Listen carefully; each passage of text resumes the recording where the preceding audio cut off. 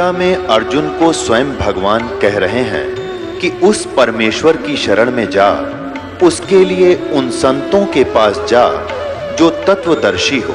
इसी प्रकार हजरत मोहम्मद को उनका अल्लाह कह रहा है कि कोई और पूर्ण परमात्मा है, उसको पाने के लिए उन तत्वदर्शी संत की तलाश कर। वो प्रभु कौन है, ये जानने के लिए कृपया अवश्य सुनिए जगत गुरु तत्वदर्शी संत रामपाल जी महाराज के अमृत वचन। पुरुष कबीर देखा एक भाई, हाय हाय धर्मदास पुन रहे लज्जाई। बड़ा शर्मिंदा हो गया थे भगवान के ने कितनी बकवाद कर दी, कैसा निकम्मा दुष्ट हूं मैं। वहां इतना शर्म में घट गया, पानी पानी हो गया कि देखिए तो भगवान थे, मेरे लिए भटक रहे थे और ये तो वही तो बैठे हैं सामने। पुरुष कबीर देखा एक भाई, धर्मदास पुन रहे लजाई। पुरुष दरस कर आयो तो वहां, प्रथम कबीर बैठे रहे जवा। अब फिर वापस आ गया वहां देख के जहाँ कबीर जी बैठे थे, उसी रूप में फिर आ गए जिंदाले में। तो चरणा में पढ़ के क्या बोलता है, यहाँ कबीर पुरुष दर्श कर आए तो हुआ, वापस आ गया परमात्मा के दर्शन करके जहाँ कबीर साहब पहले बैठे थे। यहाँ कबीर बैठे पुन देखा, कला पुरुष तन अचरज पेखा। यहाँ फिर कबीर साहब को फिर देखा और का अजगुत किन्हो भाई, वहां मोही प्रतीत ना आई। हो देख मैंने कैसा जुल्म कर दिया, वहां भगवान को पवन विश्वास ना हुआ कि वहां मुझे विश्वास नहीं हुआ ये परमात्मा है। अब क्या वार्ता करते हैं, कबीर जी से पूछता है धर्मदास से, परमात्मा आपने यहाँ तो एक सिंपल सा शरीर आपका दिख है, एक आम आदमी जैसा, और वहां आपके इसी शरीर की इतनी शोभा थी, यह शोभा यहाँ क्यों छुपा दी? अपने आत्मा जैसे एक कोठी के कमरे में कक्ष में 1000 वाट की ट्यूब लाग रही हो, एक 500 की हो, 60 की हो, एक 0 वाट का भी बल्ब हो, ट्यूब हो, और जब सारी जगानी है तो सारी जगानी जगमग जगमग हो गया वो कमरा सारा, और सब औरों को बंद करके एक 0 का रख ले तो वो तो विद्वान है, लेकिन वह रोशनी पर्याप्त है, उतनी चाहिए थी उसमें। तो परमात्मा ऐसे अपने बॉडी को, वो शरीर की शोभा वो ऑफ करके प्रकाश की ट्यूब आ जाते हैं उस यहाँ पर। ये क्या बता रहा देखिए, कबीर पुरुष एक वहां छिपाए, कबीर पुरुष तो एक हैं, वहां तो इन्होंने छुपा रखा है। सत पुरुष जगदास कहाए, वो परम पुरुष वो सतपुरुष ही जग में आके संसार में कबीर दास कहाए। ये तो खुद भगवान है। और धाय चरण गहु अति सुख चाहे, भाग के जब वापस आए तो दौड़ के परमात्मा बैठे फिर उसी रूप में, कबीर रूप में, जिंदा महात्मा चरणों में पड़ के बड़े सुख चाहे, बड़ा शर्मिंदा हो गया। धाय चरण गहु अति सुख चाहे, हे प्रभु हम परिचय अब पाए, अब मैं पहचान पाया आपको। अब देखो, यह शोभा कस उहा छिपावा, जो शोभा कस नहीं जग में प्रगट दिखावा। अब कबीर साहब से धर्मदास जी ने कहा, ये परमात्मा जो आपकी यहाँ शोभा है तो संसार में आपने वह गुप्त कर रखी है, वहां क्यों छुपा रखी है? आप तो खुद परमात्मा हो, और ये नकली न हो, कबीर साहब तो अलग हैं, ये तो सतगुरु वो परमात्मा जिसने भी भगवान को देखा उन्होंने जैसे, अब आगे बताएंगे, पहले ये क्लियर कर देता हूं। अब ये हम 59 पृष्ठ पर पढ़ रहे हैं, बोध सागर के 59 पृष्ठ पे, ना उस ज्ञान प्रकाश के, ये बोध सागर खंड है इसका। अब यहाँ आगे, यह शोभा कस वहां छिपावा, कस नहीं जग में प्रगट दिखावा। किस लिए आपने जग में प्रगट क्यों नहीं दिखाई, यहाँ कैसे छुपा लिया आपने? अब परमात्मा बताते हैं, सतगुरु वचन धर्मनी जो वही छवि जग में जाऊं, तो होए विकल निरंजन राऊ। यदि मैं इसी शोभा से इस काल के लोक में चला जाऊं तो इस तुम्हारे इस भगवान के काल के ज्योति निरंजन ब्रह्म का कलेजा फट जा, और कोई मुझे देख नहीं सके, क्योंकि इस रोशनी को चरम दृष्टि सहन नहीं कर सकती। इसलिए गुप्त अपना हल्का तेज पुंज करके इस विधा आपको मिलते हैं।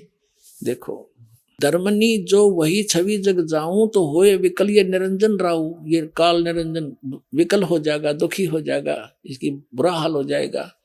और सब जीव तब मोही लोलावे, और उजड़े भव सब लोक ही जावे, इसका उजड़ जाएगा सारा देश लोक। ताते गुप्त राखो जग भाऊ, और शब्द संदेश जीवन समझाऊं।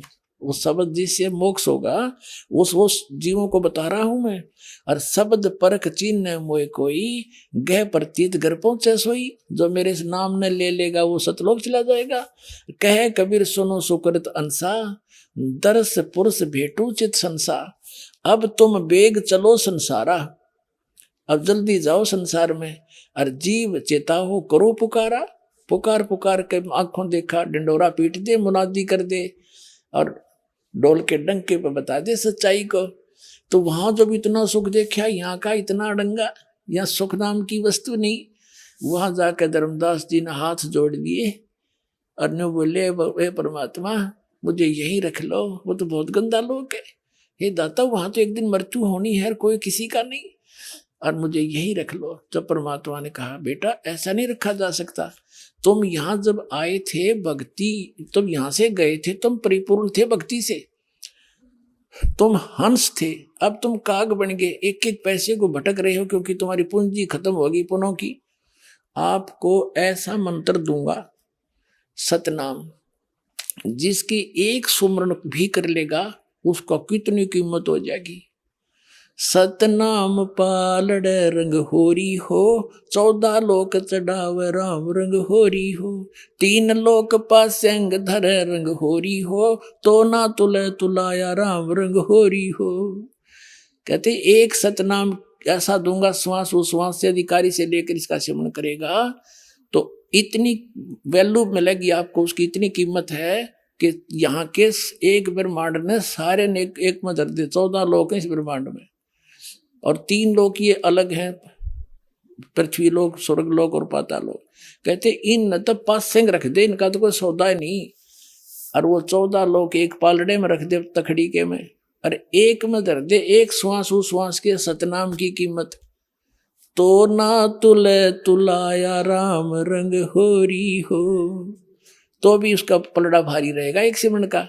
और पुण्यात्मा आप कितने करोगे जब जाकर वहां जाने योग्य हो गए, आप कितने परिपूर्ण थे भक्ति से, कितने खाली हो गए नकली साधनाओं से, इसे खूब अंदाजा लगाया जा सकता है। तो क्या बताते हैं देखिएगा, अब तुम बेग चलो संसारा, और जीव ही चेतो करो पुकारा। धर्मदास जी वचन हो साहेब अब वहां ना जाही, ए साहेब अब वहां नहीं जाई, ये सुख घर तज कहाँ झुराई। मुझे इसी सुख ने छोड़ के कहाँ जाने की को कह रहे हो। यह वही यम देश अपर बल काला, नहीं जानो धोमती होए बेहाला। ये परमात्मा मैं जब तक नहीं ज्ञान हुआ था तब तो गंध में पड़ा ही था, वो तो काल का लोक है, वहां नहीं जाऊं। वहां एक शब्द है इसका परमात्मा धर्मदास जी का, मोहे राख लियो महाराज हमसे बिगड़ी है, मोहे राख लियो महाराज हमसे बिगड़ी है, बिगड़ी है महाराज हमसे, बिगड़ी है महाराज हमसे बिगड़ी है। वहाँ मत भेजो महाराज काल की नगरी है वो, मत भेजो महाराज काल की नगरी है। बहुत रोए परमात्मा का गए। परमात्मा बोले बेटा नो बात बना नहीं, तेरे भाई बहन फंसे पड़े हैं, तो गवाह बनिए मेरा, और ऐसे नहीं रह सकता, मैं तेरे साथ रहूंगा, पल पल मैं तेरी मदद करूंगा। जब तू सतनाम का जाप करता रहेगा और मेरी मर्यादा में रहेगा, तेरा काल कुछ बिगाड़ नहीं सकेगा। तो पुणात्माओं, और ये नकली क्या बताते हैं, वो है वो सतलोक जहाँ सदा सुखी, वह जाने के बाद तुम झांको भी कोई ना इधर को, और चलो सतलोक लो सतनाम। सतगुरुदेव की जय हो।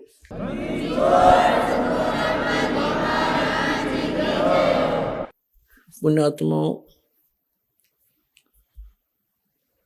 धन्य भाग हैं आपके, आपको इस समय में मानव शरीर प्राप्त है, नर या नारी का। धन्य है आपके माता पिता जिनसे जन्म हुआ, क्योंकि ये वो प्राइम टाइम है जो परमात्मा ने पूर्व निर्धारित किया था। आज दिन के सत्संग में भी आप जी को यही ज्ञान दिया गया था कि आप जी जिस लोक में रह रहे हो ये लोक रहने का नहीं है, लेकिन अभी तक इस काल भगवान ने अपने नकली संतों द्वारा, इन झूठे सतगुरुओं द्वारा आप जी को भ्रमित करवा रखा था, और इनके द्वारा बताई गई जो भक्ति विधि और साधना थी वो यूजलेस थी, शास्त्र विधि त्याग का मनमाना आचरण था, जिस कारण से हम इस काल के जाल को न तो समझ सके और ना इससे निकल सके। अब इस काल के इस जाल का नाश करने के लिए, अज्ञान का नाश करने के लिए स्वयं परमात्मा सतलोक से चलकर आते हैं, क्योंकि हम उसके बच्चे हैं। उन्होंने हमें अपने वचन से उत्पन्न कर रखा है, हम उनका अंश हैं। अपने का दुख अपनों को ही होता है।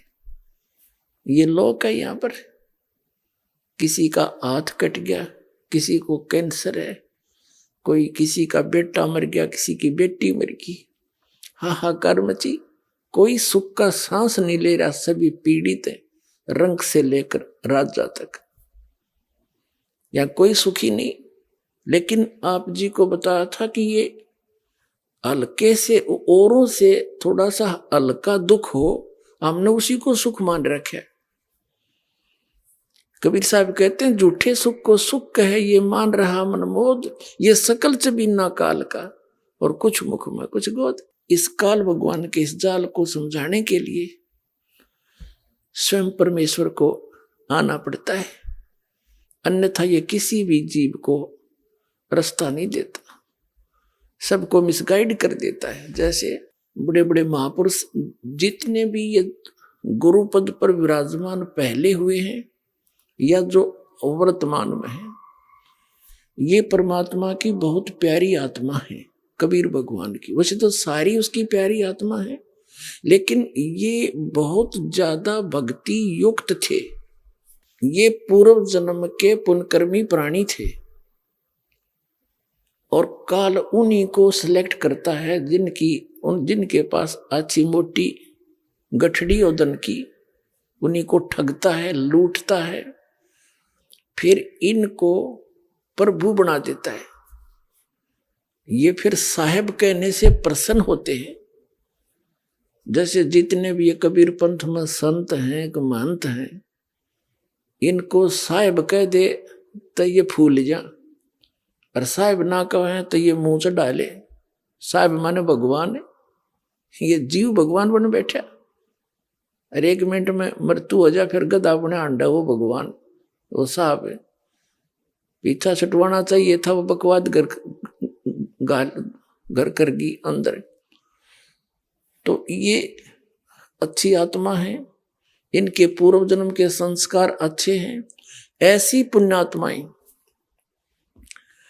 जो किसी भी अक्षेत्र में इनकी रुचि हो जाए, उसी में ये बहुत अग्रसर हो जाते हैं। यदि यही संत इस राजनीति के अंदर चले जाते तो वहां भी इनकी ये दशा होती, प्रधानमंत्री पता नहीं कितने कहां तक पहुंच जाते।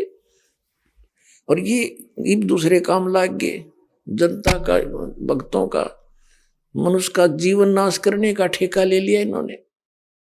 तो ये पुण्यकर्मी प्राणी हैं, और इनके पूर्व जन्म के संस्कार बहुत अच्छे हैं।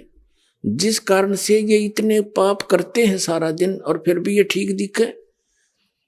इनके पूर्व जन्म की बैटरी चार्ज है, और जब यह बैटरी डाउन होगी,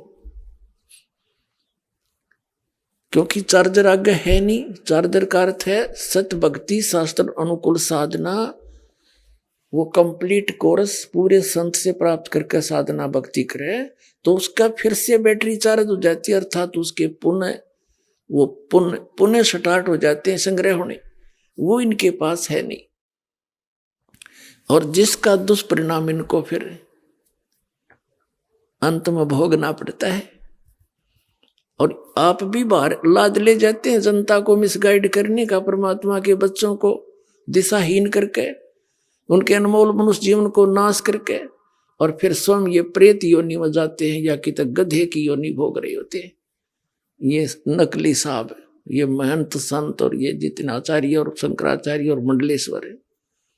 तो दास का कहने का तात्पर्य है कि इन संतों ने भी सोचना चाहिए, इन्होंने समझना चाहिए। दास क्या कह रहा है, कोई आपका दुश्मन नहीं, आपके हित की बातें कह रहे हैं, प्रमाण दिखा रहा हूं। आप भी उस परमात्मा के बच्चे हो, और जिनको आप गुमराह किए बैठे वो भी परमात्मा के बच्चे हैं। आप दोनों दोषी हो रहे हो मिसगाइड करके उस भगवान के बच्चों को। अगर ये बीच में ये संत महंत ना होते तो पूरा विश्व आ जाता है इस मार्ग को समझकर।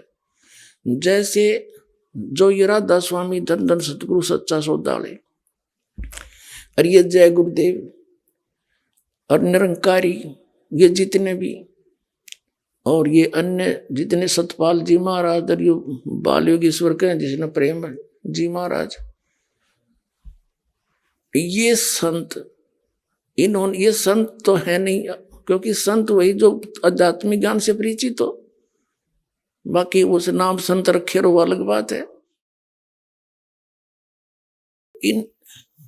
अब इनका जो फंस गए वो क्या करते हैं, जैसे मधुपर मनस और ये जितने भी कबीरपंथी संत महंत, अब जैसे दास इनकी जो अनुभूति है, इन्होंने जो सारे जीवन में जो कुछ भी जाना समझा अनुभव किया वो लिख रखा है। अब इस तरह ये खाक बोलेंगे, इन्होंने जो कुछ कहना सुनना था कह दिया, 10-10, 20-20, 100-100 वर्ष से लग रहे हैं। अब इनके इतिहास दिखा दिए।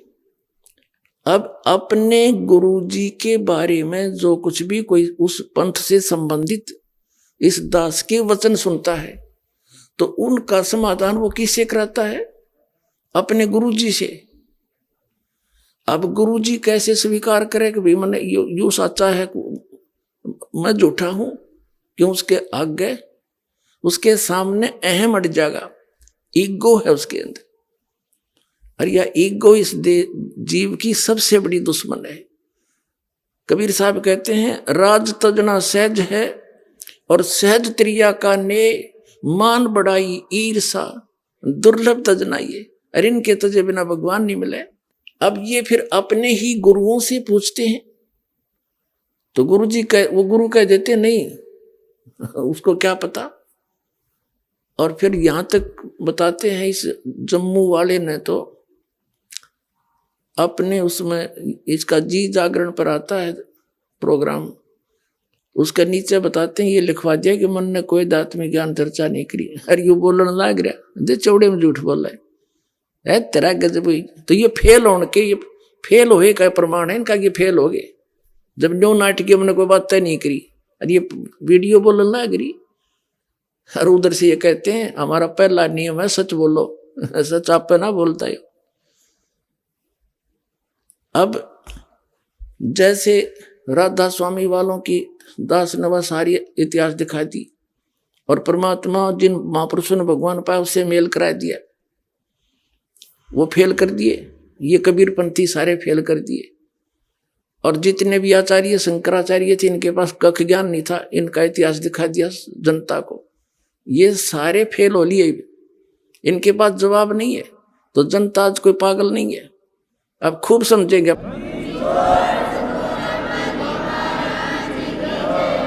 और ये जो नकली संत महंत कबीरपंथी या दूसरे हैं, ये ना होते, जैसे जो श्रद्धालु इन संता के नहीं फंसे हैं और एक कॉमनली जैसे कोई मंदिर मस्जिद में जा रहे हैं, मंदिर में जाते हैं, आप पे पूजा करते हैं, व्रत करते हैं, या सालासर वैष्णो देवी घूम जाते हैं, उन्होंने जब ये ज्ञान देखा सुना और प्रमाण देखे पुराणों में, तो तुरंत आगे वो फटाफट आने लगी। ये तो बात सच्ची है, जिन पुराणों को हम रोज पढ़ते थे और जिनको सत्य मानते हैं, उनमें क्या लिखा रही है, धर्मगुरु क्या बकवाद कर रहे हैं, इन्हें बैठा दिया हमारा। तो वो सीधे आगे, और दूसरे अभी अटके बैठे हैं, क्योंकि वो किसने पूछे, अपने गुरुजी तक जिसकी नहीं पहुंचे तो अपने उस आसपास के भगत भाइयों से। वो भगत भाई वो बांग पी रहे हैं जो उनके गुरुजी ने प्यार रखी है, तो वो इसलिए अभी वो ज्यादा बाधा बन रही है। कुछ दिन और लगेगा, इनकी जड़ निश्चित कति करें की तरह काट के धर दूंगा और फिर आप पा जाएंगे बाज गए।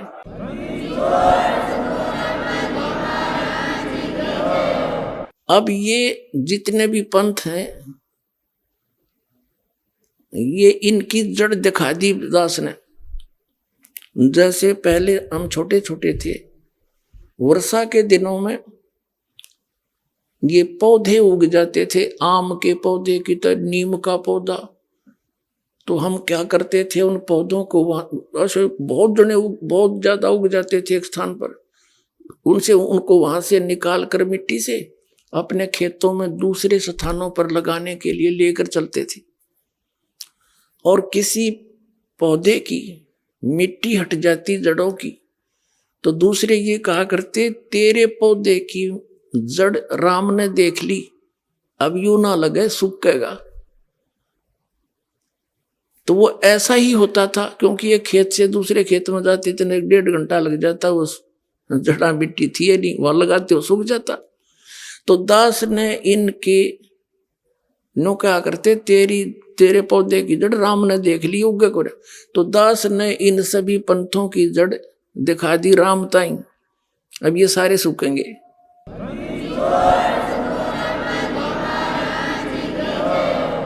अब जैसे कोई बड़ा पेड़ हो ना, और वो टूट के भी गिर जा जड़ समेत, तो महीना 20 दिन तो उसमें फिर भी हरे पत्ते रह जाया करें, पर वो दिया कंडे में, तो ये सारे इसे कर दिए, थोड़े दिन में सारे सूख जाएंगे और भगतात्मा जान जाएंगे। खकता इनके पास, इतना अनमोल जीवन नाश कर दिया, 3-3 4-4 पीढ़ी डबो दी इन राधा स्वामी वालों ने, इन कबीर पंथियों ने। तो पुण्यात्माओं, सत्संग किसे कहते हैं? सत्संग वो है जिसमें केवल सत्य बताई जा, झूठ का समावेश ना हो। और इनके पास सारी झूठ, सतनाम की चीज नहीं इनके पास कोई भी, तो वो सत्संग नहीं है। अब सत्संग का अर्थ है परमात्मा की महिमा, परमात्मा की गुण बताई जा, कि परमात्मा कैसा है, कौन है, कहाँ रहता है, और परमात्मा की हम खोज कर क्यों रहे हैं, उससे हमें लाभ क्या होगा, ये सारा ज्ञान। और फिर वो भगवान प्राप्ति कैसे होगी, तो ये सब मिलाकर सत्संग कहलाता है। अब जैसे अब दास जो सत्संग जिस उद्देश्य से कर रहा है, इस दास का उद्देश्य है कि आप जी को जहां जहां आप लगे हुए हो और उस संत या महंत या पंथ को और उस ज्ञान को सत्य मानकर पहले उन्हीं से परिचित कराऊं कि आप किस वस्तु को, लाल को, कौड़ी को आप लाल लिए फिर रहे हो, और ये सब प्रमाण रह कर देने का दास का उद्देश्य है कि आपको इतना ट्रेंड कर दूं कि आप स्वयं परख लो और नकलियों ने छोड़ दो। जैसे एक समय एक नगर में 2 बनिए रहते थे, 2 वैसे। तो उनमें से छोटे भाई की मृत्यु होगी, 2 भाई थे और छोटे भाई के 2 लड़के थे। जब उसका सारा क्रियाक्रम हो लिया, कुछ दिन के बाद उनकी बच्चों की मां ने कहा कि बेटा अब तुम बालक हो, एक 16 वर्ष का, एक 18 वर्ष का, तुम बिजनेस नहीं कर सकते। आप अपने ताऊ जी के साथ, हमारे यहाँ भाषा में अपने पिताजी के बड़े भाई को ताऊ जी बोलते हैं बच्चे, तो अपने ताऊ जी के साथ बिजनेस में पार्टनरशिप कर लो। और बेटा मेरे पास ये लाल रखे हैं, पैसे तो है नहीं, ये लाल ले जाओ अपने ताऊ जी को दे दो, आवश्यकता पड़े वहां इनका प्रयोग कर ले, गिरवी रख ले, इसके बदले में सामान ले ले। जैसे वो बच्चे दोनों जने अपनी माता जी की सलाह ले के आधार से, राय के आधार से वो माता जी के पास रखे हुए जो एक पोटली सी में थे लाल, उनको लेकर चले, अपने ताऊ जी से जाकर प्रार्थना की कि मेरी माता जी ऐसे ऐसे कह रही है। उसने ताऊ जी ने कहा कि बेटा मैं भी ये चाहता था, आप मेरे साथ लगो और सब मिलकर हम अपना बिजनेस करेंगे। और बच्चों ने कहा कि जी मेरी माँ के पास पैसे तो है नहीं, ये लाल रखे हैं, इनको आप रख लो। अब उस सेठ ने उनको खोला और देखा, वापस ही बांध कर बच्चों को दे दिया कि बेटा इनको रखाओ, तेरी मम्मी को कह देना संभाल कर रखे, और फिर आएंगे ना वापस दूसरे शहरों से, वहां मेरा उधार चलता है, फिर वापस आएंगे ना सामान लेकर के, फिर देख लेंगे जरूरत पड़ी थे। वो बच्चे कहने लगे ठीक है ताऊ जी, जैसे आपकी आज्ञा। अपनी माँ को आकर बता दिया, माँ इन्हें सुरक्षित रख लेना, हम फिर बाहर जा रहे हैं देश, दूसरे प्रांतों में, वापस आएंगे तब इसको ले लेंगे। मेरे ताऊ जी ने ऐसा कहा, चले गए। अब उस व्यक्ति ने उन बच्चों को लाल और लालड़ी की परख करानी थी। एक शहर में 50,000 रुपए का सौदा लिया, पहले 50,000, आज के तो 50 लाख के बराबर है। और वहां उस सेठ से कहा कि मैं धर्मशाला में रुका हुआ हूं, वहां से इन बच्चों के हाथ में लाल भेजता हूं, उसको गिरवी रख लेना और हमारा सामान दे देना। दोनों बच्चों को जाते ही सेठ ने धर्मशाला से कहा कि ले बेटा, जहां वो रुके हुए थे, ठहरे थे बिजनेस के लिए, कमरा ले रखा था, कि जाओ पुत्र ये छुपा कर ले जाओ, लाल है, और सेठ को दे आना, वो गिरवी रख लेगा, हमें वो 50,000 का सामान हम ले चलेंगे। दोनों बच्चे गए और उस लाला जी से कहा, लाला जी ये सेठ जी ये लाल है, मेरे ताऊ जी ने भेजा है, इसको रख लो। सेठ ने कहा बैठ जाओ। उस सेठ ने, साहूकार ने एक व्यक्ति बुलाया जो जौहरी था, पारखू था। उसने उसके लगा के अपना जो जंतर मंत्र से वो देखा और बताया कि ये लाल नहीं है, ये तो लालड़ी है। लाल तो 1 लाख रुपए का होता है, उसमें लाख रुपए तो आज के करोड़ों से भी ज्यादा होते थे, और ये तो 200 रुपए की भी नहीं है, ये तो व्यर्थ है, जो तो ठगने के लिए बनाई जाती है। अब उस सेठ ने वो लालड़ी गली में फेंक दी और 6 सुनाई उल्टी सुल्टी उन बच्चों से कि तेरे पिताजी, तेरे ताऊ जी ऐसे व्यक्ति तो नहीं थे भाई। अब वो धोखा भी देने लग गए हमारे को, मैं क्या उनको मना करूं था, मैंने कौन से लाल मांगे थे, बता। वो अपने आप ही ऐसा कर रहे हैं, ये कैसे उन्होंने क्या मन में आई उनके, वो तो धोखेबाज हो गए हैं।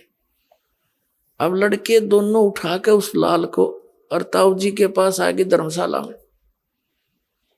ताऊ जी को पता था इन गेला के बीतेगी, दोनों मुंह लटका रखा, मायूस से होकर खड़े हो गए। ताऊ जी, वो लाला जी तो बहुत निकम आदमी, उठ पटांग बकवाद करे, अपने लाल ने कहे तो लालड़ी है, उसने बिरानी कौन बुलाया, उसने कह दिया कि यह तो लालड़ी है, लाल तो 1 लाख रुपए का होता है, या 200 रुपए की भी नहीं है। तो सेठ ने, ताऊ जी ने कहा कि बेटा, अरे सचमुच भाई मेरा धोखा लग गया, वो पारखी था बेटा, वो जोरी था, उसने साची बताई है, या लालड़ी है, ले और ये रखी दूसरी साइड में, देखो हो यूं था बेटा लाल तय। अब उनमें दिन रात का अंतर, जा देखा और कह के आना मेरे ताऊ जी ऐसे नहीं, उनका धोखा लग गया था। दोनों भाई फिर गए हौसले थे और कहा, ले सेठ जी मेरे ताऊ जी का धोखा लग गया था, देख वो दूसरी जगह रखी थी, चोरों से उसको धोखा देने के लिए कोई लुटेरा आवे तो उसने लेकर भाग जावा, दूसरी जगह लुको रखा था मेरे ताऊ जी ने। इसलिए उस सेठ ने फिर वही पारखी बुलाया, वो जौहरी, उसने आती अपना मार कर उसके चमटे बिमटे बता दिया, यू है भाई लाल सही, ये है असली लाल। तब उस सेठ ने बच्चों को कहा देखो ये है वो लाल, उसमें इसमें कितना अंतर था। अब उन बच्चों का इस झटके थे इतनी गजब की परख होगी लाल और लालड़ी की। अब वो सेठ जी सारा सामान लेकर उधार घर आ गए, साथ में वो बालक दोनों। अब उस सेठ ने कहा जाओ बेटा अपनी माँ से, उनके ताऊ जी ने कहा जाओ अपनी मम्मी से वो लाल ले आओ बेटा, और इनको कुछ की गिरवे रख के ऋण पे और कुछ लोन ले लेंगे किसी से। अका ठीक है पिता। ताऊ जी वो गए भागे दौड़े दौड़े, माँ आगे बेटा का आगे आगे आजा रोटी खाओ। अकना पीछे रोटी खाएंगे, पहले वो लाल दे, ताऊ जी के बहुत कर्जा हो गया है और किसी से ऋण लेंगे। अगले बेटा ले जाओ, नो के नो रखे। उन बच्चों ने सोचा अरे देखते लें लाल है कि लालड़ी। उन्होंने वहीं की छड़ी खोल लिया अपने आंगन अपने कमरे में अंदर, वो तो लालड़ी थी। वो कहने लगे माँ आप भी बड़ी बोली हो, ये लाल नहीं है ये तो लालड़ी है सारी। वही बता देख किसी बोली है आपने लाल लालड़ी का नहीं पता। तो वह कहने लगी भाई मुझे तो मालूम नहीं, मन तेरे पिताजी के समय के रखे थे, मैंने सोचा लाल है ये। तो वो आए फिर उस ताऊ जी के पास और कहने लगे ताऊ जी मेरी माता है ना बड़ी भोली भाली है, उसको पता नहीं लाल और लालड़ी की। वो लाल नहीं थे कोई भी, वो सारी लालड़ी थी। तब उस सेठ ने कहा पिताजी बेटा जी ये जब तुम मेरे पास लेकर आए थे ना ये उस दिन भी लालड़ी थी, यदि मैं कह देता ना ये लालड़ी है तेरी मान्यों का वो कि मेरे सिर पर धनी नहीं रहा, बड़का न बकावे है, मारे लाला ने भी लालड़ी बतावे है। आज बेटा तुम्हें इस योग्य कर दिया, तुम नाप पर फेंक दिए ठाक है। तो पुणात्माओं दास आपको वो पारखी बनाना चाहता है, इन नकलियों ने सब न छोड़ के और लाल ग्रहण कर ले आके अपना कल्याण कराओ। धनी हो भक्ति का, आपका मोक्ष आपके परिवार का मोक्ष होगा।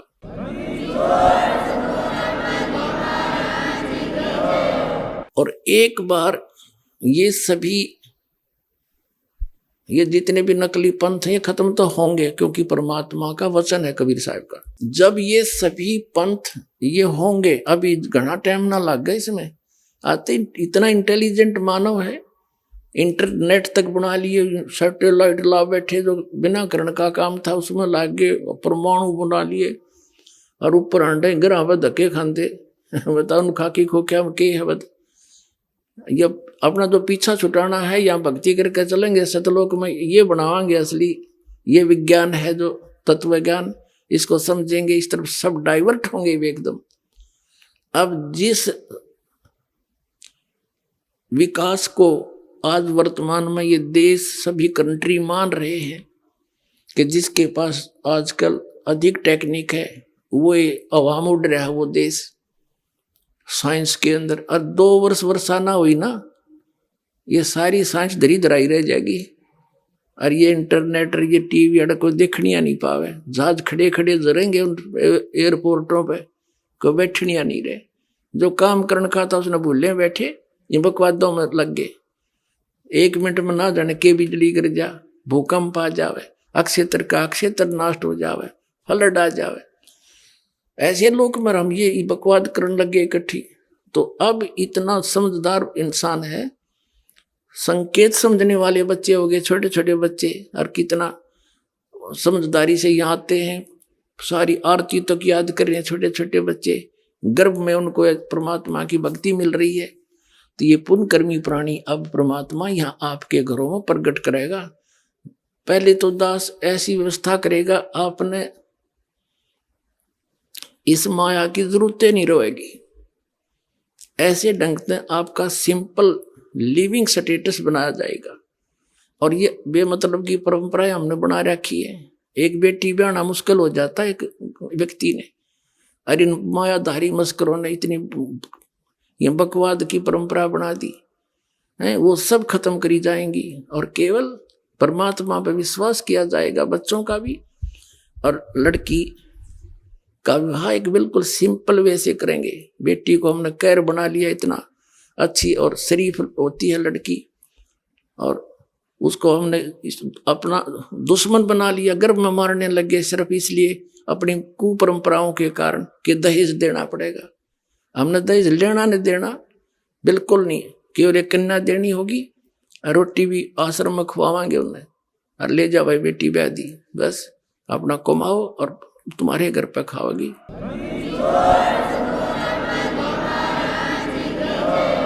तो 90% हमारे सिर का वजन हट जाएगा जब हम इन बकवादा न छोड़ देंगे, जिसके लिए हम दिन रात नहीं पढ़ते और वो पूरी होती नहीं, कर्म नरे बिगड़ जाए। परमात्मा साथ होगा, आपको आवश्यक वस्तु दे, ऐसे देगा आप सोच भी नहीं सकते। परमात्मा क्या नहीं कर सकता। आपको अभी तक भगवान की महिमा सुनी है, आपने बरती नहीं है। यहां पर उस परमात्मा के गुणों को प्रयोग करा करोगे और दांता तला उंगली दबाओगे, भगवान सचमुच आज भी ऐसा कर रहा है। क्या भगवान के गुण बदल जाते हैं? हमें उससे मिलने का जो राहत की विधि है वो नहीं प्राप्त हुई, जिस कारण से हम नास्तिक होते जा रहे हैं, साधना भी करते हैं, दुख नो का नो, फिर क्या फायदा उस भक्ति का। तो इस प्रकार जो अब दास आपको ज्ञान सुना रहा है, ये ज्ञान एक ऐसा समझ लो जैसे रेग मार लगा जा रहा है, रेग मार के और उस पुराने पेंट को उतार के पेंटर और फिर ओरिजिनल पेंट लगा करा करे। तो दास आपके अंदर जो जमा है वो अज्ञान, उसको हटाने के लिए रह कर ये प्रमाण सुनाए दिखाए जा रहे, ताकि आप परिचित हो जाओ, लाल परखण योग्य हो जाओ। जब आपको परख आ जाएगी कि ये लाल है, ये भगवान है और ये साधना है, फिर दास आपको उस परमात्मा की वो अमर वाणी सुनाया करेगा, जिसको सुन सुनकर आपकी आंखों से आंसू टपका करेंगे।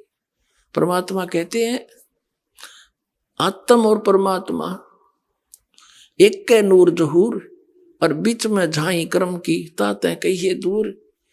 फिर क्या बताते हैं कि जैसे सूरज के आगे बदरा, ऐसे कर्म छयारे, और प्रेम की पवन करे चितमंजन, फिर जल के तेज नयारे।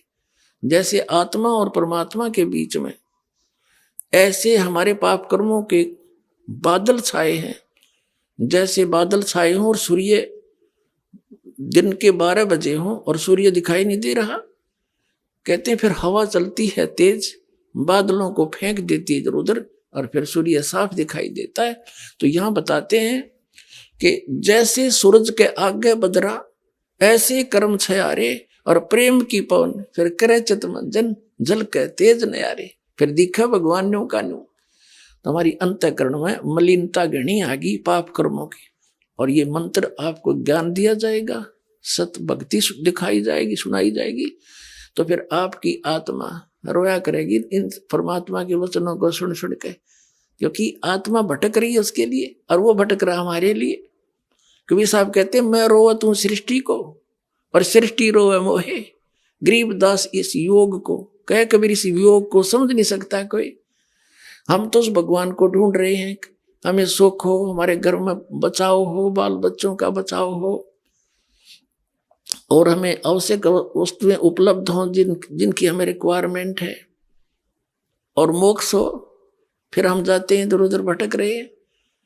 तो जिनके पास कख नहीं वहां हम सेट होकर बैठ गए, और दास इतने दिन तक शोर मचा रहा है, तुम गलत जा रहे हो, तुम्हारा जीवन नाश हो रहा है, मुझे नो कहो तो निंदा करता है।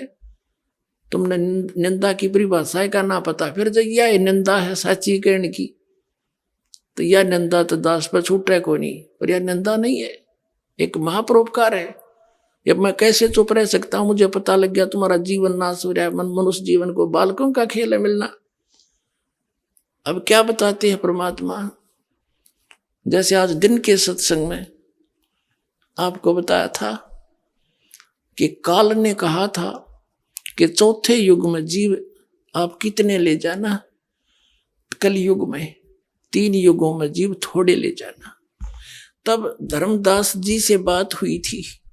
धर्मदास जी को परमात्मा ने बताया था कि धर्मदास जी ने कहा था, भगवान मेरे तो काल का दूत पैदा हो गया नारायण दास, ये आपने क्लियर कर दिया, तो मेरा तो काल का वंश चल पड़ा। हे परमात्मा अब मैं तो मर गया, कति कलेजा पकड़ के बैठ जाता, क्यों वैश था, नरमात्मा का था, अब क्या होगा मेरा। तो भगवान ने कहा था कबीर जी ने, चिंता ना करे, तेरा 42 पीढ़ी तक वंश चलेगा। ने बोला जी इस काल का वंश चलेगा, ये तो ना चल रहा था, अच्छा भगवान ने इस नारायण दास का तो ना चले तो अच्छा, बताइए तो काल का दूत है ये। तो परमात्मा ने कहा ये नहीं, तेरे को एक और अच्छी आत्मा में अपने कोटे तक दूंगा। अब 86 साल की उम्र लिख रखी है उनके इतिहास में। यहाँ के जब चूड़ामणि जी का जन्म हुआ, धर्मदास जी की 86 वर्ष की उम्र हो रही थी। ये देखिएगा, एक पुस्तक है आशीर्वाद शताब्दी ग्रंथ,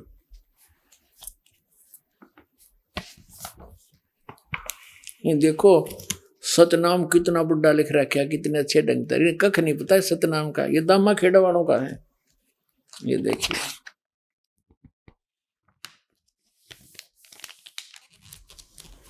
ये देखिएगा, ये है ग्रंथ परिचय, आशीर्वाद ग्रंथ, ग्रंथ का नाम आशीर्वाद शताब्दी ग्रंथ।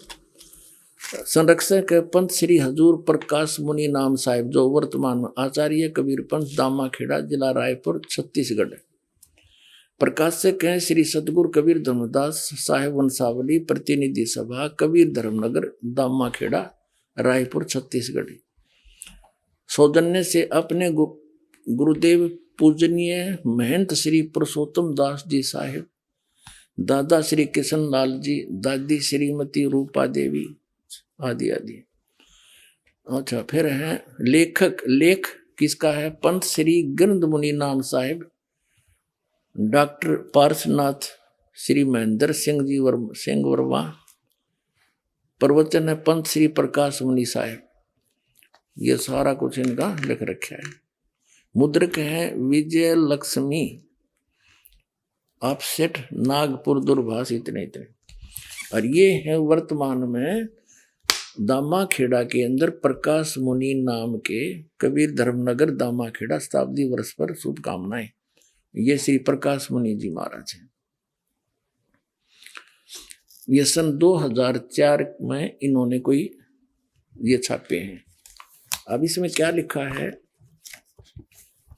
ये देखिएगा, यहाँ लिखा, इधर तो इसमें ये परमात्मा कबीर जी का, ये धनी धर्मदास जी बैठे हैं, इनका फोटो लगा रखा है। यहाँ इन्होंने प्रमाण दिया है, धनी धर्मदास जी साहेब सतगुरु कबीर साहिब के अनन्य भक्त एवं परम शिष्य धनी धर्मदास साहिब जी कबीर पंथ के आधार शिला है। धनी धर्मदास जी साहिब के माध्यम से ही सतगुरु का अखंड ज्ञान और अथाह अनुभव सर्वसुलभ हो पाया। स्वयं की ही नहीं बल्कि जन जन की पीड़ा ने धनी को व्याकुल बना दिया और उनके द्वारा उनसे साधना के हर सम प्रश्न पूछा गया। अब यहां देखते हैं, ये है कसौधन वैश्य कुल में पैदा हुए धनी धर्मदास जी साहिब का जन्म बांधवगढ़ विक्रमी संवत 1452 की कार्तिक पूर्णिमा के दिन गुरुवार को हुआ था। 1452 और इसमें से 57 कम कर दे, 1452 और यानी 1395 में उनका जन्म बताया, सन 1395 गुरुवार को हुआ था। आपके बचपन का नाम जुड़ावन प्रसाद, आप एक कर्मठ आदि। आपका विवाह 1480 में पत्थरटा ग्राम की जादोमती देवी की सुयोग्य कन्या सुलक्षणा देवी अर्थात पंथ की श्री माता आमीन से हुआ। और आपके एक पुत्र व एक पुत्री भी हुए। अपार संपत्ति होते हुए भी आप निर्भिमानी थे।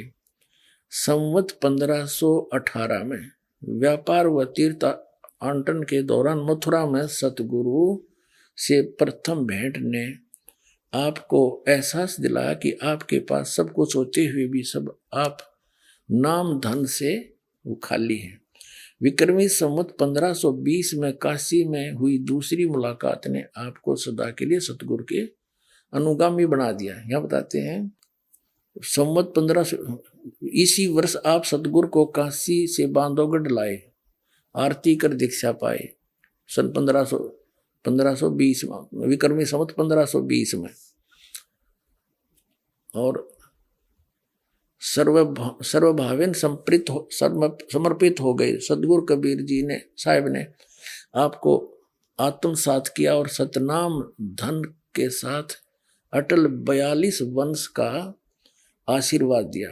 इसके फलस्वरूप विक्रमी संवत 1538 में आपके घर द्वितीय पुत्र के रूप में चूड़ामणि नाम साहिब का प्राकट्य हुआ और 1540 में सतगुरु ने एकोत्री चौका का विधान रचा और आपको पंथ का आदेश दिया। सतगुरु के हर आदेश का पालन करते हुए आप विक्रमी संवत 1568 के फागुन के मास में जगन्नाथपुरी में सतगुरु के हाथों का परवाना ग्रहण करके लोक को गमन किया। अब कहने का भाव ये है, इनका जन्म हुआ विक्रमी संवत 1452 में और दूसरा पुत्र 1538 में हुआ। 1538 48 वर्ष तो वो ले लो उधर से पहले वाले और 38 ये जोड़ दो, 48 और 38 86 वर्ष हो गए। 86 वर्ष की उम्र होगी थी जब धर्मदास जी की उस समय परमात्मा ने कहा कि तू चिंता ना करे, मैंने तेरे को 42 पीढ़ी दे दी, तेरा वंश रहेगा, वंश 42 रहे, तेरा अंश रे। अब धर्मदास जी कहने लगे, हे भगवान, यूं तो काल का दूत नारायण दास और 86 साल की उम्र मेरी, अब परमात्मा क्या होगा कि तेरा एक संतान होगी मेरे आशीर्वाद। अब या उसका गला उतरे नहीं, 86 साल की उम्र होगी, अरे अब संतान होगी, ना भी नहीं करे और यश भी नहीं करे। परमात्मा अंतर्यामी थे कि यह पेट इसका विश्वास दृढ़ नहीं हुआ और वृद्ध गणा हो रहा, कदे मृत्यु को प्राप्त हो जाए, इसका इतना अटड़े कौन हो रहा है। तब परमेश्वर कबीर जी ने ऐसे आशीर्वाद किया। ऐसे सतलोक से एक बालक आया, उसके आंगन में लेट गया, हाथ पैर मारे, नवजात शिशु। अग देख धर्मदास, 10वें महीने तेरी पत्नी के गर्भ से ये बालक जन्म होगा, तेरा जच्चो चाहे ना जच्चो। ने बोला जी जचगी बताए। जब इसी लीला देखी और फिर वो लड़का बच्चा वापस कर दिया, आत्मा गई। 10वें महीने आमिनी के पेट गर्भ से चूड़ामणि जी का जो है जन्म हुआ। उसको मुक्तामणि नाम साहिब भी कहने लगे। तो कबीर परमात्मा ने धर्मदास जी से कहा था कि भाई ये पहला मंत्र देना सिर्फ 5 नाम का, ये और मंत्र भी डिस्क्लोज ना करना, सतनाम ये 2 अक्षर का और सार शब्द। धर्मदास मेरी लाख दुहाई, ये सार शब्द कहीं बाहर ना जाए। सार शब्द ये बाहर जो पढ़ी या बिजली पीढ़ी हंस नहीं तरही। अब धर्मदास तो पक्के थे, जो कह दिया सतगुरु ने फाइनल है। फिर परमात्मा कबीर जी ने उनके पुत्र चूड़ामणि से, जब वो छोटी उम्र के थे, तो उस समय उनसे कहा कि उनको आदेश दिया कि ले बेटा ये 5 नाम जाप करना और आगे अपने उत्तराधिकारी को भी ये देना और उसी को यही आदेश देना, ये नाम जाप करता रहे। ठीक है। फिर कबीर परमात्मा ने कहा धर्मदास, जब तेरी 6ठी पीढ़ी आओगी ना, तब ये 5 नाम भी समाप्त हो जाएंगे, काल वहां झपट्टा देगा और मेरा वचन ना खाली जाई, ये मैं सच्ची कह रहा हूं। तो धर्मदास चिंतित हो गया कि हे परमात्मा, फिर ये मेरे बालक कैसे पार होंगे, वंश तो आपने दे दिए 42 पीढ़ी, तो ये बच्चे पार कैसे होंगे दाता। तो परमात्मा वो बहुत चिंतित हो गया। तो परमेश्वर ने कहा कि इस काल ने कहा था मैं 12 पंथ चलाऊंगा नकली, कबीर पंथ के, कबीर जी के नाम थे। उन 12 पंथों में से जो 12वां पंथ चलेगा गरीबदास का होगा। उस गरीबदास वाला पंथ जब चल चुका होगा, उस गरीबदास वाले पंथ से यानी गरीबदास जी से मेरी महिमा की वाणी पुनः प्रकट होगी, और उसमें गरीबदास वाले पंथ में आगे चल के मैं ही आऊंगा।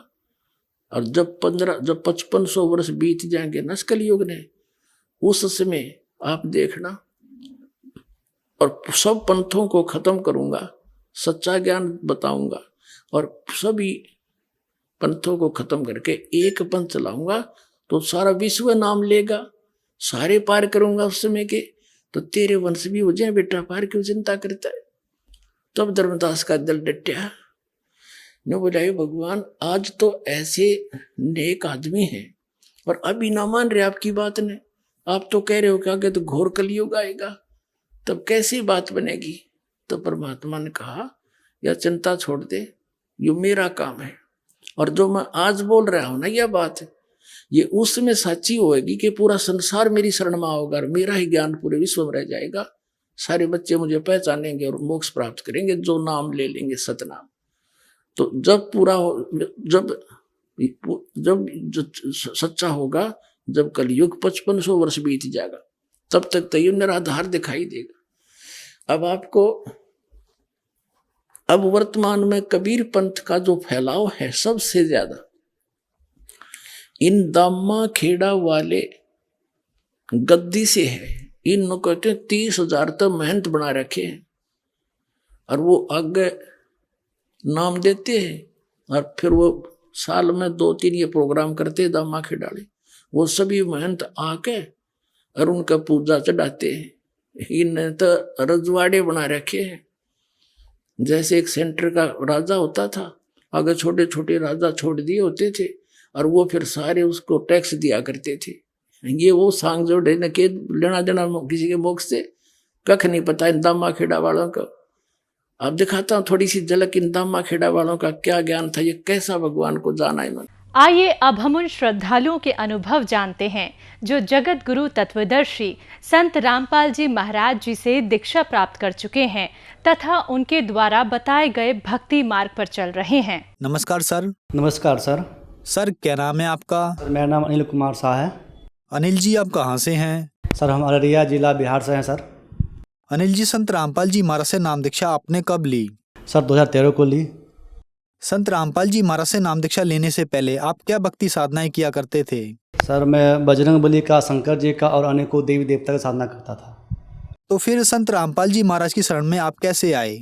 सर मैं बचपन से सत्संग का आदी था और टीवी वगैरह में काफ़ी टीवी में सत्संग देखा करता था। एक दिन अचानक से मेरे हाथों से टीवी का बटन ऑन हो गया और संत रामपाल जी महाराज का सत्संग आना शुरू हो गया। तो संत रामपाल जी महाराज वो गीता का सिलेबस उंगली रख रख कर बता रहे थे कि ये सद्गुण ब्रह्मा के माता पिता कौन है। तो हमें आश्चर्य लगा कि ऐसा कैसे हो सकता है, ये भगवान का माता पिता का नाम बता रहे हैं। तो मैंने टीवी को बंद कर दिया। फिर वहाँ पे एक नीली सी पट्टी आ रही थी, पीली पीली से आना चाहिए टीवी पर, उस पर हमने फ़ोन करा। तो फ़ोन लगा मेरा हिसार जिला। तो वहाँ से हमने फ़ोन किया, सर ये कहाँ से बात कर रहे हो? तो बोला कि मैं बरवाला से बात कर रहा हूँ, हिसार बरवाला से। आपको क्या चाहिए? तो सर ये आप ब्रह्मा विष्णु महल से माता पिता का नाम बताए तो पूरा पूर्ण परमात्मा। बोला नहीं सर आप पुस्तक लेना चाहोगे? तो मैंने कहा सर कौन सी पुस्तक? तो वहाँ से फ़ोन आप अपना पता बताइए, आपको मैं निःशुल्क पुस्तक आपके घर पे भिजवा दूंगा। तो पुस्तक ठीक मेरे पास 1 महीने के अंदर मेरे पास पुस्तक आ गया। तो उस पुस्तक को मैंने पढ़ा, 4-5 पन्ने को मैंने पढ़ा था। कुछ में कुछ अजब सा लग रहा था कि ब्रह्मा विष्णु महल से माता पिता कौन है, हम इतनी भक्ति करते फिर दुखी क्यों रहते हैं, पूर्ण संत की क्या पहचान है, और हम मरते जीते क्यों हैं, हमें मनुष्य तन क्यों मिला है। तो उसको मैंने पढ़ के उस टाइम मेरा जो कि हाट प्रखंड में मेरा बिजली विभाग में एक RRF के हिस्से से मुझे कॉन्ट्रैक्ट में सर्विस मिला हुआ था, कॉन्ट्रैक्ट बेसिस में काम कर रहा था। उस पुस्तक को मैंने अपने सीनियर को लिया कर दिया, उसका नाम है राजकुमार सर, वो कुर्चला से बिलोंग करते हैं। उन्होंने, वो भी दुर्गा जी के उपासक थे और उस पुस्तक को पूरी अध्ययन की, पूरी 30 पेज पढ़ डाली उन्होंने। उस सवेरे मुझे बुलाया कि आपको चलना है, तो मैंने कहा कहाँ चलना सर? बोला बरवाला जाना है। तो मैंने कहा क्यों सर? बोला अरे ये पुस्तक इतना दुर्लभ है ना, पूर्ण परमात्मा का ज्ञान है, इतना इतना अनमोल ज्ञान है। फिर हम लोगों ने, उन्होंने बताया, सर ने बताया, फिर हम लोग जाके सतलोक आश्रम बरवाला पे संत रामपाल जी से नाम दीक्षा लिया। अनिल जी, संत रामपाल जी महाराज से नाम दीक्षा लेने के बाद क्या आपको कोई लाभ भी मिले? सर लाभ तो मुझे बहुत सारा मिला है, लेकिन जो विशेष लाभ मुझे मिला है, मेरा लीवर में प्रॉब्लम था, ये बैक साइड में, और मैं प्रत्येक दिन दवा खाता रहता था। 30 रुपये वाली गोली खाता था, कभी पेंटअप डी, कभी DSR, कभी कुछ। अब भिन्न भिन्न प्रकार से मैं अपना दवा करवाता था, कभी जंतर मंतर, लेकिन मेरा रोग ठीक नहीं हुआ। संत रामपाल जी महाराज से प्रार्थना की वहाँ पे, तो वहाँ से आदेश आया कि आप ऐसा करो, आपका संत जी दया करेंगे। तो जब हम वहाँ से नाम लेकर आए, कुछ दिन के बाद मेरे पास बिल्कुल मेरी प्रॉब्लम धीरे धीरे मेरा सॉल्व होना शुरू हो गया। उसके बाद धीरे धीरे मेरा काम चलना शुरू हो गया। फिर दोबारा जब वहाँ पे लगी पेशी, जब हम पेशी में गए थे, उसके बाद फिर मेरा वहाँ से संपर्क टूट गया, क्योंकि वहाँ पे ऐसे घटना ऐसे घट गई थी, जिस कारण से हमें पेशी में नहीं जा पाया और संत जी से हम दूर हो गए। कुछ दिन, साल 1.5 साल रहा, लेकिन थोड़े से मुझे उस टाइम लाभ मिला था।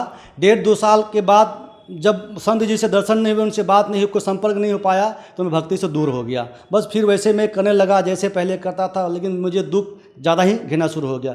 1.5 साल के बाद फिर पुणे गुरु जी का वहाँ से आया, संत रामपाल जी का चला कि पचा, उसका पूरे बिहार में नाम धाम केंद्र खुल रहा है, और जो भी भगत वहाँ पर हैं, आप वहाँ पर जाकर दीक्षा ले सकते हो। फिर वहाँ से जाके मैंने शुद्धिकरण कराई, और वहीं से फिर से मेरा नाम शुद्धिकरण हुआ। अब धीरे धीरे मेरा लीवर का प्रॉब्लम बिल्कुल ठीक हो गया। अभी मैं बिल्कुल ठीक ठाक हूँ। डॉक्टर ने बताया था कि आपको ज़िंदगी भर दवाई खानी पड़ेगी, आपका लीवर डैमेज हो चुका है, आपका छोटी सी आंत में इन्फेक्शन हो चुका है। तो मैंने कहा कि दवा तो मैंने बहुत खा लिया, अब तो मैं दवा खाऊंगा ही नहीं, क्योंकि लोग तो बताते रहते हैं कि संत जी ऐसा चमत्कार करते, संत जी ऐसा चमत्कार करते हैं।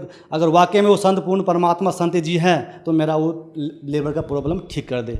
और ऐसे ही दया हुआ मालिक के, संत रामपाल जी की असीम दया से आज अभी उस टाइम से लेकर अब तक मैंने 1 रुपये की दवाई नहीं खाई, और मेरा बिल्कुल दवा खाए, मेरा लीवर बिल्कुल अभी ठीक ठाक है।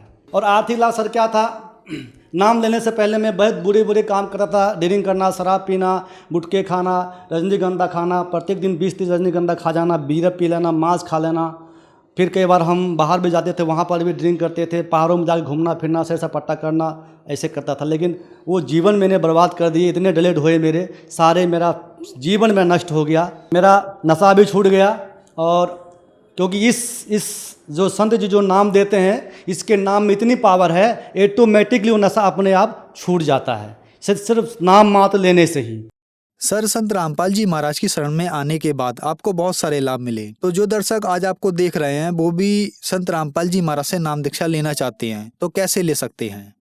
सर, संत जी से नाम दीक्षा अगर लेना चाहते हैं, इनके सभी दुनिया के सभी चैनलों पर संत जी के सत्संग आता रहता है और पुलिस पट्टी चलता रहता है। आप उन पर फ़ोन करें और वहाँ से पुस्तक मंगा लें और पुस्तक को पढ़ें और जीने की राह पुस्तक पढ़ें, उस पर विचार करें। ये संत जी का बहुत अनमोल ज्ञान है जी, और इस ज्ञान को सुनते ही, हृदय से लगाते ही आपका एटॉमिक नशा छूट जाएगा, क्योंकि इस पुस्तक में इतनी शक्ति है। पूर्ण परमात्मा का सार सभी सदग्रंथों से द्वारा परिमित किया हुआ ज्ञान है, ये अनमोल ज्ञान है। आज तक ये ज्ञान किसी संत ने नहीं बताया, और ये पूर्ण संत जी, संत रामपाल जी आए हुए धरती धरातल पर, और पूर्ण संत जी हैं। और आप इसके शरण में आएँ और इसके ज्ञान को सुने, और ज्ञान को सुन करके और इससे दीक्षा प्राप्त करें और आजीवन भक्ति करें, अपने जीवन को सफल करें। धन्यवाद जी। नमस्कार सर।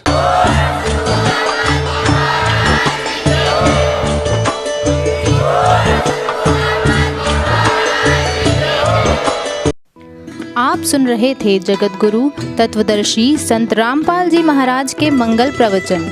अधिक जानकारी के लिए संपर्क करें